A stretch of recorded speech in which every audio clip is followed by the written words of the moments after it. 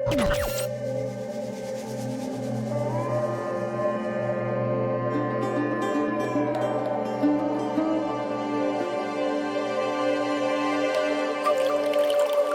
өзі бір айға созылады.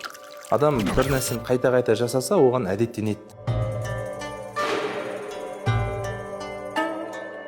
Бірінші сенім, догма, ақида деп айтамыз ғой. Екінші ол өзінің фиқ деп айтамыз, құқықтық практикалық нормалар. Сенім мынаған әкеледі. Сіз сенесіз Аллаға, ораза ұстайсыз. Алланың бар екеніне сенгеннен кейін ешкім жоқ болса да су ішпейсіз, тамақ ішпейсіз, камера ешкім жоқ білмесе де, ешкім ештеңені анықтай алмаса да сіз ештеңе жемейсіз, өйткені Алла көріп тұр деген сенім сізді құлшылыққа әкеліп тұр. Ал осы құлшылықтың жемісі болады. Ол көркем мінез құлық.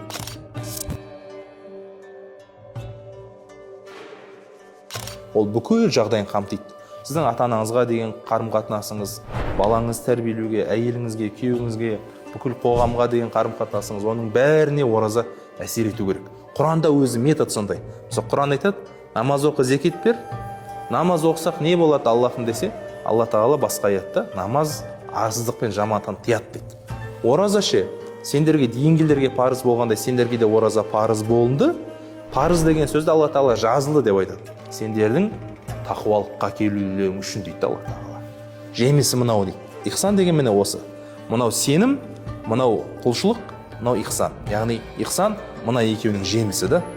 Адам, мұсылман адам сенімі бар, ол тал секілді. Оның құлшылығы бар, ол бұтақ.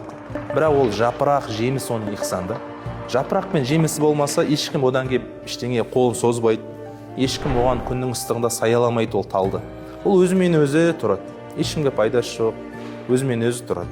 Сенімнің, құлшылықтың жемісі ол ихсан. Сол міне көркем мінез құлық.